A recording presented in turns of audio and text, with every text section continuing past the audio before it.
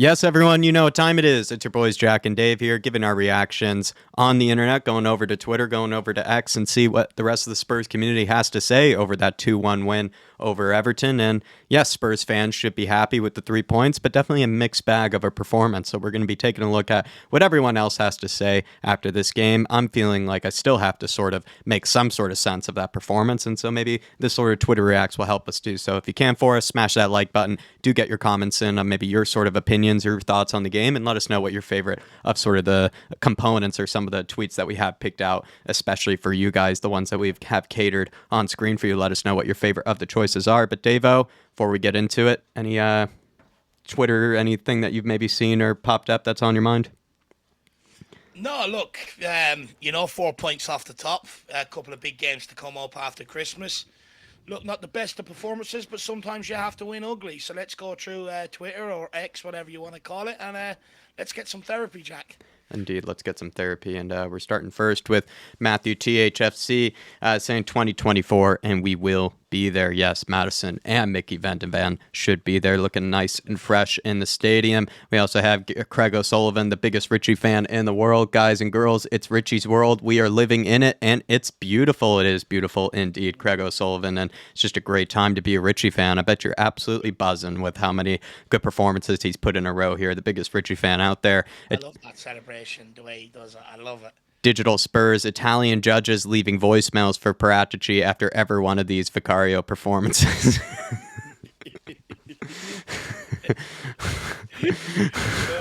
Yeah, it's why he's in jail. It's why he's been banned. He's just too good. He's cooking too much. Michael Hamilton, Coys says we are going to miss Sar big time next month. He was easily our best player in the first half. He's easily been one of our best players in the past few games. If I'm going to be perfectly honest, Michael, that's how much we're going to miss him. Probably the most consistent player from this season as well. Just a guy that, yeah, I think will be very much missed. And the only person that I could even think that could try to replace him is actually probably Bentancur, could maybe make the best sort of use of trying to replace him. But I don't really know if Sar really is replaceable right now. He's just that good. He's that brilliant for us.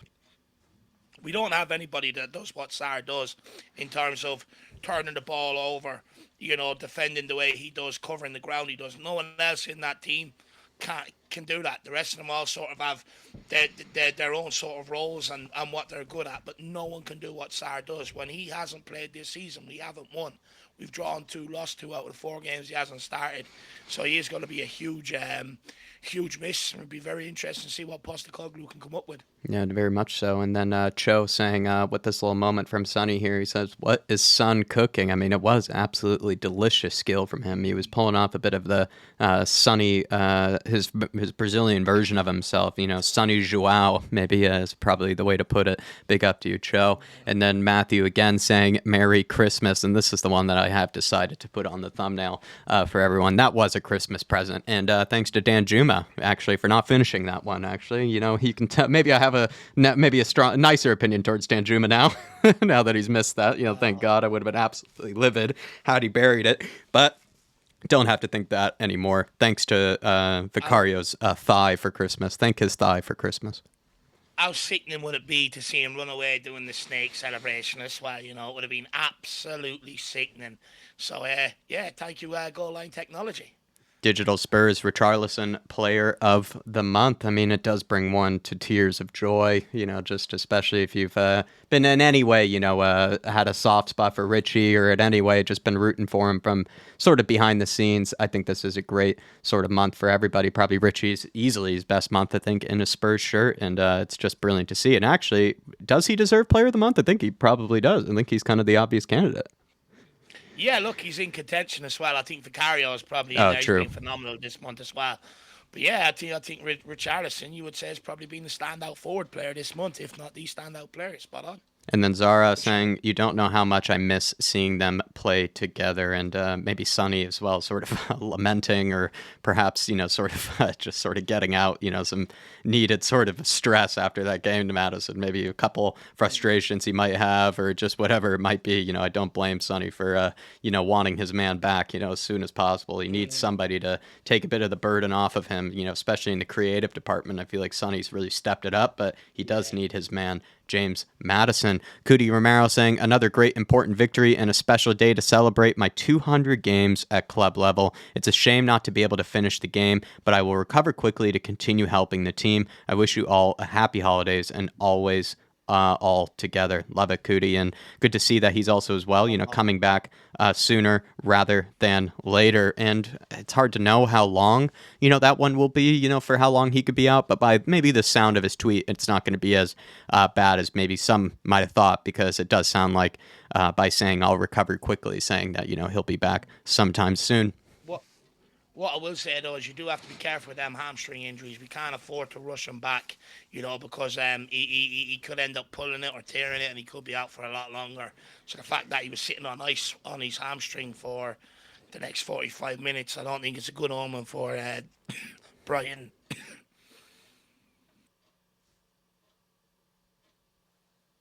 Okay. Pedro. You all right, Dave? Oh, okay. Pedro Porro saying, a special 3 points from us to you. Merry Christmas, Feliz Navidad to you, Mr. Pedro. And always love his post-match sort of tweets, his post-match thoughts. Good to see that. Giovanni Lacelso, another big win today. Another big win day, he says. Super thankful to our fans for the vibe and your support at the stadium. Merry Christmas to everyone. Well, very nice of you, Gio. And I must say, I think you did an okay job stepping into the team, sort of adding a bit of just sort of tempo, a bit of sort of solidity to some of the passing in midfield. But let's be honest, the midfield was kind of missing today. And I think Gio in no way really bears responsibility for that. But he did an okay job, I think, coming on off the bench. I don't think in any way did he hurt us or in any way did he detract from that performance. I think he did his best to contribute to it. Felt like he could have been involved in the game a little bit more, but I don't know. That's just me being a little bit nitpicky. I actually think he did all right. Yeah, I thought he done all right defensively as well, to be fair. That's true. A couple of times he made a couple of good challenges. Look, it's one of them games. It's a tough game to come in and try and affect. Yeah. He done the best he could, I suppose. Yeah, you're right with the defensive output for sure. Craig O'Sullivan saying Dyer for Romero. Yeah, no. Yeah, that was when we just thought, I think that was just sort of a moment for Spurs fans where it was like, this is going to be a much more difficult sort of result and a much more difficult performance or even just game to try to push yourself through than maybe we originally anticipated. Rachel Martin saying there are no words for how brilliant Vicario is, an absolute game changer for us. And he's also such a leader as well, Rachel, isn't he? I think he's just been just a true character for this team. Had so much, sort of doubt, I think, going into this sort of season. Not many people knew who he was, whether he could make that step up to the Premier League. Some people even looked at his compilation reels and made a lot of pretty harsh judgments, I think, about sort of, how good he actually is. And I think he's just put a lot of people to shame. And now he's probably most Spurs fans' favorite player, if I'm going to be perfectly honest, especially this season. And Vicario really has probably had one of the best ever introductions to the Premier League for a pretty much unheard of, unknown player. He really has been terrific. What I love about him, Jack, is he sort of save things that you expect to end up in the back of the net. Last season when teams sort of had them opportunities, you go, oh, here we are. That's in the back of the net. Whereas this season, I actually expect him to save it, which is actually saying something to his ability. I think he still surprises me every time, actually, with the majority of his saves. I do expect them to bury it, and then you see Vicario stick out an absolute crack hand or foot, each time, and then you're reminded of how brilliant he truly is at keeping it out of the net. Holly Agambar as well saying, unreal. Yeah, I think that was probably his save of the match. If that's the one that I'm thinking of, the one that deflected off of Dyer's knee from one of the shots, that really was just an unbelievable save. Similar to that one that had deflected off of Romero's kind of leg or knee in one of the early games of the season. He had made also a very terrific save in a similar sort of fashion. So I think he's just had such a catalog of brilliant saves already this season, Holly. I think he probably has had maybe the most, consistently great, saves, I think, throughout the season, probably compared to any other keeper. Prof Spur pointing out a bit of hypocrisy maybe from the Villa fans, saying it's a shameful act to celebrate professionals getting injured no matter what your team gains from it. It really is crazy, the pain they go through during their recovery process. And then in the same breath, he also said, rivalries aside, Van de Ven injury is fantastic news. Wow, what a muppet. Craig O'Sullivan says, a win is a win, but that was absolutely atrocious. Not even going to bother thinking about that game again. Can you do that, Dave? Can you just quickly forget about it? I'm struggling to do that. Maybe by tomorrow, I think I'll just be done with it. But it's still at this moment in time, it's you're still sort of rattled by it. I'm still rattled by it. Yeah, look, I think right now, sort of after the game and that, the immediate reaction is, we didn't play well. But when you think about it, sometimes when you're not playing at your best, how many times have we said this, Jack? Even when you're not playing at your best, you have to win. You have to find a way to get over the line. And look, we've done that today.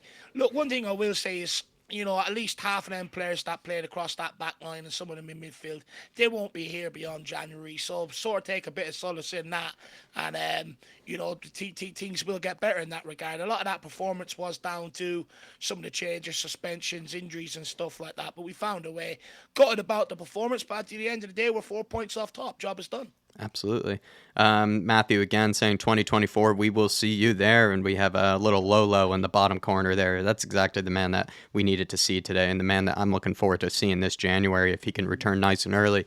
Tam saying we just played a very well-coached Everton side that have only lost 2 of their last 10. Trust the process. We have injuries. We've lost the core of our creativity in Madison and our place at the back in Van de Ven, and just doing a fine job as our manager. Listen, Tams, I agree with you on a lot of that because I have no criticism really whatsoever of Ange. Maybe the substitutions, but I still think he's being put in not so great a position to have to even think about, Eric Dyer on the bench and those sort of type of things. Like, I think if he had everything his way, Eric Dyer wouldn't even be at the club at this moment in time. Same thing with sort of other decisions he's had to sort of make, with either changes to midfielders. It's not easy for Ange right now. And so I have no criticisms or really no sort of doubt towards him pretty much whatsoever. But it was one of those games where it did get sort of out of hand, I think, unnecessarily. And I think that's perfectly fine to analyze and perfectly fine to dissect. Yes, 3 points, but a sketchy 3 points and maybe a sketchy 3 points for a reason.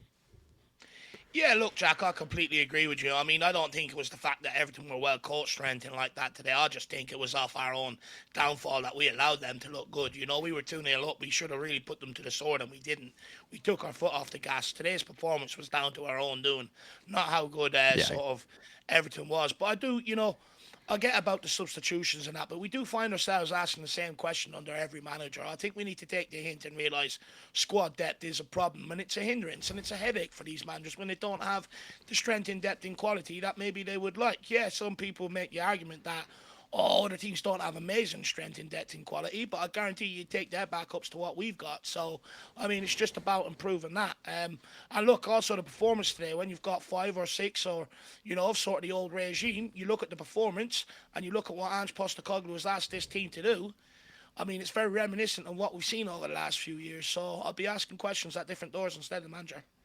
Absolutely. And Adam here saying, forgotten in the last few years that the keeper is allowed to win you points. It's why you pay them too. What a boy he's turned out to be. Very good point there. And that's actually something that I've loved about Vicario, is that he's actually kept us in games on so many occasions. And in fact, probably practically won us the game on so many occasions with some of the saves that he has made to sort of either keep us in front, keep us level, sort of keep things close. He's just been terrific in every regard. And I think it's been a while since I've personally have said that about Lloris. I wasn't saying that about Lloris last season, even the season before that. I'm not sure if I was saying that. It was more a few years ago when we were sort of giving Lloris that sort of credit for, keeping us in games, winning games for us. And it's nice to be reminded that keepers can do that keepers can be the man of the match, right? And you can win a game and the keeper can be the man of the match, which is very nice to see. And we haven't had that in a while. No, we haven't, Jack, and that's the way it used to be, where, keepers were expected to keep you in games, and, when you're not playing well, win you the game, and that's exactly what Vicario done today. LJ 1882. It's truly a miracle we've won this game. 2, if football games were 30 minutes in length, we'd easily be top of the league. 3, a few players proving they're not good enough. And 4, Vicario is king. Our Allison, but better. That is a great comment there. And actually, he's similar to Allison in the fact that Allison, on so many occasions, I would say, especially last season or other seasons for Liverpool, he did sort of the same thing where he would keep them in games. He would give them that sort of extra sort of a bit of security, that extra bit of sort of confidence that is that much harder to score against Liverpool than other teams, because not only do you have to get past Van Dijk and others, you have to then get past Alisson as well, who at one stage or another, maybe even still, probably one of the better one-on-one sort of keepers I actually can think of. He is terrific in a lot of situations in the one-on-one. And absolutely. And then 5, a win is a win. You take it. 3 points. Merry Christmas to you all. Great summary there. No, brilliant summary, and you're absolutely spot on when it comes to Vicario, Alisson sort of comparisons. And LJ1882 once again, Johnson is so effing wasteful. Should have been 2. Definitely should have scored on one of the occasions that I got very upset with him, LJ. But I'm trying to think, actually, in the beginning of the game, Dave, didn't he miss also a sitter where it was that ball across the box or flashed across the 6-yard area and he just flashed it over the bar? Yeah, I think it was Sonny that flashed it across, or Emerson with his left foot. Right. He actually has a left foot. And Johnson just completely, I don't know what he done. It was shocking and very wasteful. But even, I think he's wasteful in general. Like, there was another opportunity where we had a breakaway. I think it was 4-on-3 or 3-on-2. And he took the complete wrong option, went to shoot. And it nearly ended over at the corner flag. I think this is my biggest problem with Johnson. He's got all the right attributes to be able to become a top player.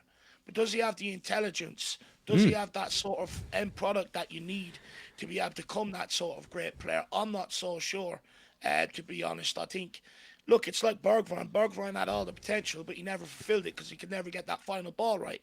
It's one that Brendan Johnson has to learn to do better. Execution. I'm sorry, but it's been a big criticism of mine of his all season. Steven Bergwijn's a very good comparison in terms of the execution, right? Where Steven Bergwijn would look good for like a moment or two, but then he just would fluff it, with either a missed pass or, a missed shot or something. And Johnson, in a way, is almost kind of similar at this moment in time. But we have our 2 goal scorers right in front of us here. And Richarlison, I must say, with a very sort of like sexy kind of lean there, towards Sonny. Maybe he's starting to feel like the real talisman, for Spurs, because we already had one talisman in Sonny, but now we have another guy who we're starting to rely upon as well. And looks like as well, he, in typical Richarlison fashion, has taken off his shirt, also taken a shirt of another one, the serial shirt swapper, as Paul likes to say, Paul Osper. But yeah, Dave, I mean, Richarlison and Sonny, it's just nice now, at least in the past few games, to have 2 goal scorers that we've been relying upon instead of just one. Yeah, that's the thing. I think that's what you get when you put Sonny out left. He'll score your goals, but he can also set up goals. I think when you play him down the middle, you lose that. You sort of lose that creativity of Son. Which, look, don't get me wrong, he's done a great job to fill in Richarlison's absence with his injury and stuff like that. But, this is the benefit of having a striker. And I'm absolutely buzzing for Richie, by the way, scoring against his old team. That goal today should buy him a lot of patience off Spurs fans. I think many Spurs fans will be against selling him this January now. So now it's up to Richarlison to just keep scoring. I think the reason why he's leaning like that, and especially with Sonny Jack, is because maybe he's trying to get that Hugo Boss contract next when Sonny's finished with it. But also delighted for Sonny, This guy was written off all last season. Questions about whether he's too old, can he still play out left?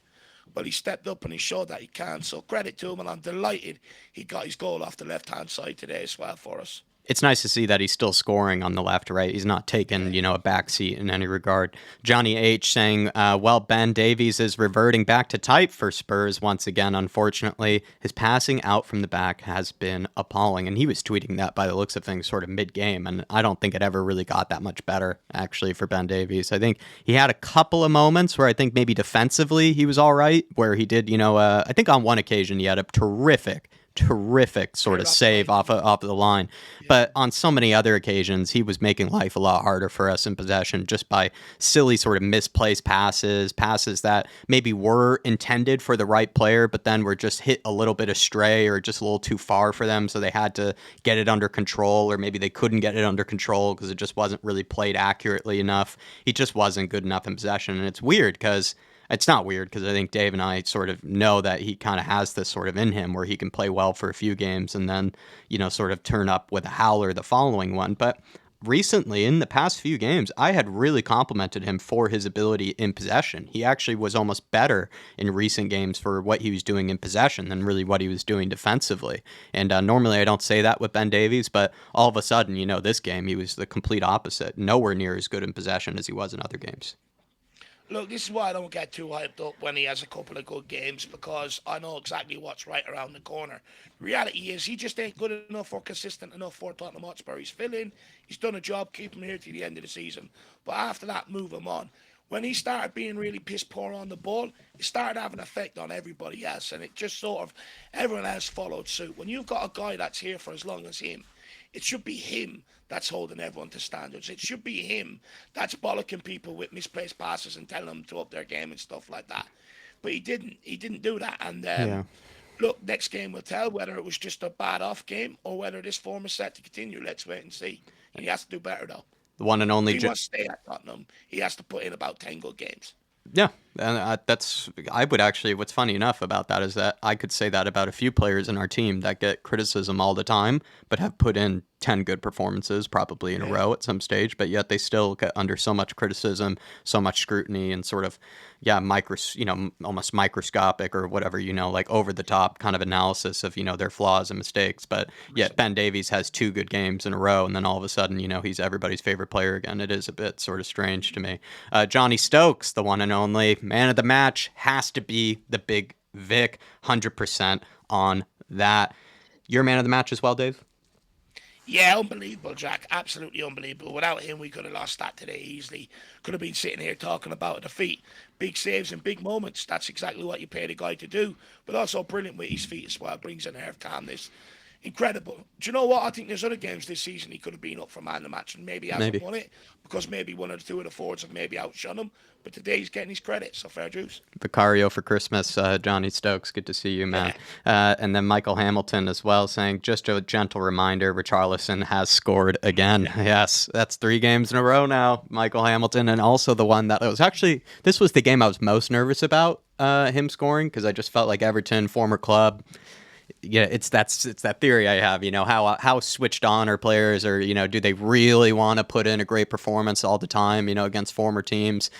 I don't know. I just think players can get in their own heads when it comes, going up against a former club and that sort of thing, away from home or even at home. I think they can get a bit in their own heads sometimes. And Richarlison had he did an all right. He didn't have a bad game by any means, but he did what I said earlier that good strikers do, where maybe they don't have sort of the most influential game, but when they have to, when you need them to score that goal, when you need sort of a goal in a moment, they show up with it and they do what they're paid to do, which is put the ball in the back of the net. And in the past few games, cannot say anything different than Richarlison. You just can say he's done his job, put the ball in the back of the net.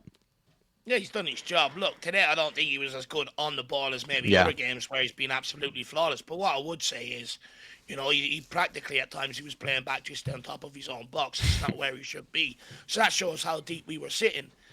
But look, Jack, I love the way that he went off and celebrated as well, which I also think went maybe unmissed in the moment. He went off and celebrated against his former club. Things you love to see. And fair play to him again. He's another guy that, again, he's had the whole fan base on his back. He hasn't sat there and crumbled like other players have, where they moan and cry, oh, they don't appreciate me, I want out. What he's done is go, okay, I'll show you how good I am. And that's all we ever want off players. So fair play to him. He's responded in the right manner, unlike some over the last few years.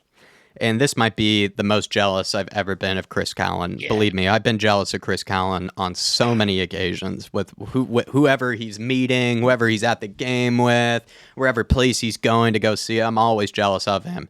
But this is probably the most jealous I've ever been. He is with the one and only, the Don, right in front of us here, the man that needs no introduction. Apparently, he was spotted at Tottenham Hotspur Stadium speaking with Daniel Levy. I love that scarf as well that the Paratici has. And if I actually saw Paratici in person, I think I would probably break down crying, or I think I would probably just sink to my knees and just start kissing the bottom of his feet or something like that. Because genuinely, I personally believe that he practically saved our football club with some of the signings and some of the recruitment that he has made. This guy I truly worship. And so, Chris, honestly, an absolute honor to see that you were able to, have a photo with the man. But I probably would have taken that photo with me on my knees or something next to him. Yeah, all hell to Don Paratici. I mean, look, it's good to see him starting to get his flowers and the recognition that he deserves. He's been called the con for long enough, so I'm delighted. That he's transfers and that have come to fruition. I think the analysis on him was harsh. he has to come in here and he has to operate under Daniel Levy's business model, and also, try and get him to change bits and pieces. So it's never going to be easy. It was never going to be instant. But one thing he done is keep plugging away. And his recruitment to Steve Hitchen is night and day. Steve Hitchen nearly got this, well, he did take this club out of Europe, nearly down into the bottom half of the table. Paratici has come in. He's had to get rid of a lot of crap players on high wages with no resale value and try and rebuild the team. And he's done that to great effect, so he deserves a lot of credit. One thing I will say is he smells absolutely unbelievable as well. So I'd say he does. But credit to the Don, and hopefully with him being there, hopefully that means there's a few January transfer plans underway. What I would say is I would like to see Tottenham push the ball out, only being 4 points off top. How long will it take for this opportunity to come round again? Maybe another 3-4 years. You don't know. So I want them to push the ball out. And no doubt, Don Paratici is cooking. Always cooking. Richarlison, since his cock and ball surgery, turn into Prime Ron. Turn into Prime R9. Michael Hamilton, special mention for Emerson Royale. He might not be the most gifted, but he would die for the shirt. He gives 110% every single game. I've already spoken a lot about Emerson tonight, Michael Hamilton, and so that's why I just retweeted that and gave that a big heart, because I think that's just absolutely spot on, and I think Emerson Royale does deserve a special mention. But what's funny actually is in other games when he's had good games, he didn't get that special mention. If I'm going to be perfectly honest, it would just sort of get pushed under the carpet or sort of just not really acknowledged whatsoever. There have been games in the past where I think Emerson has played almost just as well. But maybe it got outshone by other performances, or just because of the agenda that is sort of against him, he doesn't really get that recognition that I think he sometimes really does deserve. So, but today, it's nice to see that he's getting a more recognition than maybe usual. The ultimate squad player. The ultimate squad player. When you talk about squad players, that's what I expect from my squad players. Not some of the shit and embarrassment I've been served up the last few years. Well said. And then Dave, lead the Dorset Spurs, South Dorset Spurs. Fleet visit complete for bus one. Safe journey, everyone. Looking good. That crew looking good. And it's a real trip that they must take, every single time, up to London. Sounds like a fun time, hanging out in the bus with all of them. But also that is a hell of a journey. So real credit to them. Really, really nice to see. Yeah. Just goes to show the dedication that people are willing to make, Jack, to get up there and support these players. And that's why we moan and cry and get upset when they don't put it in, because you see the lengths that people go to. But it's great to see them get their own bus now where they can travel up and down together, which is great. And who knows, that might be us, the Irish Hotspur family soon, Jack. And Coco saying, can a Spanish-speaking lip reader do something for me? I just left this comment case that he said, when I come back, we're winning the effing law. I think that's what he said. Yeah, I think that's pretty much how I would have translated it as well. Billy saying, there's genuinely no better place on earth than the Tottenham High Road. It is a beautiful place to be walking down. The vibes are always great as well, Billy. I completely agree. And it's such great places to go grab a bite, grab a beer. So it's just lovely. It really is a lovely place. Craig O'Sullivan, Johnson, not great again in my opinion. Seriously need to see more from him. I think Dave and I definitely agree with you there, Craig O'Sullivan. I also love his Twitter account. I agree with him all the time. Matty Hay saying, this is a scheduled tweet. I'm not watching because I'm at work, but I assume this will be an accurate reflection of the first half. Take Skip off. That's actually very funny, I think. Skip, I think he grew into the game a bit more, but he still had so many moments where I was just baffled, Matt, by his lack of quality. Especially on throw-ins. The guy cannot get a ball controlled whenever the ball is thrown into him. He seriously cannot. He cannot get the ball controlled. But he doesn't learn from his mistakes. Was it Brentford or Aston Villa picked his pocket from the exact same situation last season? Throwing, couldn't get it under control, and they went up and scored. Look, with Ollie Skip, I think we're being generous, being brutally honest. I think he had a 10-minute spell where he done all right on the ball. But again, because he's so poor all game, I think we lowered this sort of bar of praise for the guy just to sort of give him a bit of encouragement. But look, first half, I thought he was shy. I thought he didn't want to be that guy. When you look at Basuma, regardless of how much he's pissed me off the last while, he demands the ball every single time. Skip didn't, and we had real troubles after that first 10, 15 minutes, progressing the ball out from the back line, and that's what he's in the job to do. Also, second half, I don't know how many times I caught him just randomly, just running around the middle, not doing anything. Yeah. Just not doing absolutely Clueless. anything. You just look lost, chasing shadows. It's just not good enough. He either has to become a lot better on the ball to make it into this team, or he has to be an absolute savage and start getting after the ball and taking, start turning it over the way Papa Matasar done. He done some okay bits, but the majority of the game he was absolutely shocking. Needs to be 10 times better. He reminds me very much of Harry Winks. Not brave, doesn't really want the ball, only shows for it if he really has to. Not good enough for me. Yeah. What's sad though too is that his touch is probably worse than Harry Winks's as well, which is definitely it really is. He just has the touch of a truck at times. Michael Hamilton, yeah. Just quickly, I remember there was a pass to him on the edge of the box, and it's a good pass. I see someone pick up that ball all the time, and he ends up flicking it up. He can't even control the ball properly. He goes to hit off his feet, bounces up in the air. This is on the edge of his own box. Yeah. I mean, oh my God, it's kindergarten stuff. Sorry to my American listeners, but he does have the touch of a Yank. I'll be honest, at times he really does. Like, it's just moments where you're just like blown away by how poor his touch can be and just his general quality.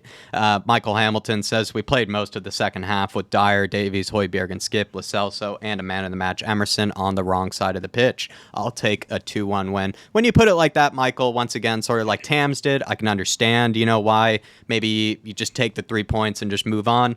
I still think there's some analysis that can be taken from that game and some sort of warning signs, from it still. And it's not really with Ange or anything. It's just more the players that we have available to pick from. When we are down to these sort of numbers, these guys can hurt you and these guys can have bad performances. And luckily, I think we got away with it today, Michael. But I see what you mean. I do see what you mean when you put it that way. Yeah.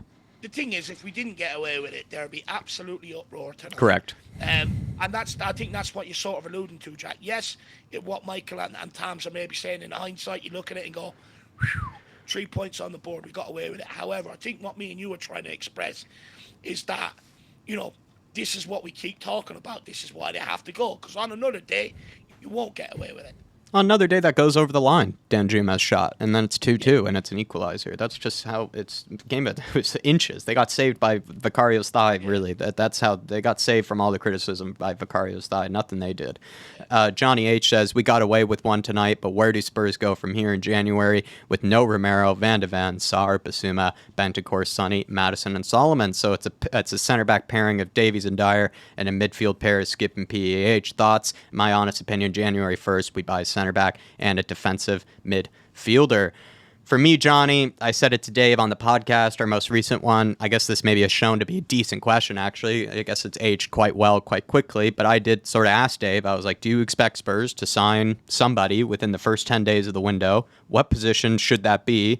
And, basically can it happen? And, like, how necessary? It was just all good questions of sort of like, clearly, Spurs need a player straight away this January transfer window. In my opinion, it needs to be a center back, and I don't think there's much excuses for it. I think Spurs need to sign somebody within that first 7 to 10 days. Look, no excuses for it. Again, it's a problem that we're talking about 5 months down the line. That was there in the summer, and it's just like, when are we going to sort it out? First thing in the door needs to be a centre back, and followed by another midfielder. Because look, I think Højbjerg's going to be sold, and I think Lo Celso's going to be sold. That's why Skip is starting ahead of both of them. They've already made their intentions clear that they want out, and we know Skip ain't good enough. So look, now it's over to the board. Ange Postecoglou has come in and done his part. The fans have done their part. The players have done their part. Now it's up to the board to come and do their part. Exactly right. Back them this January. Well, everybody, that about does it for Twitter Reacts. Really do appreciate everybody who does watch these back. Thank you to everybody who does participate in making this Twitter possible. So many great tweets that we were able to grab for this one. Please smash that like button on the way out. If you do want to support the channel, feel free to become a member as well. Davo, send off. Any final words here? If you want to get involved, just quickly, if you want to get involved, feel free after games to mostly Jack, because he's doing that sort of puts it together, because I do the pre-match stuff, so we divide it up like that. So make sure you're mostly at Jack. If you do at me, I'll see it and send it on to Jack anyway. But also, happy Christmas to everybody. This will be us until just after Christmas, so have a great time. Happy Christmas. Merry Christmas to you, everybody. And Spurs were able to deliver 3 points as an early Christmas present for all. Happy holidays. Have a wonderful new year. We'll see you soon, everybody. Smash that like button on the way out. Come on, you Spurs. In the big Ange we trust. We never stop. See you, everybody. Try your challenges on.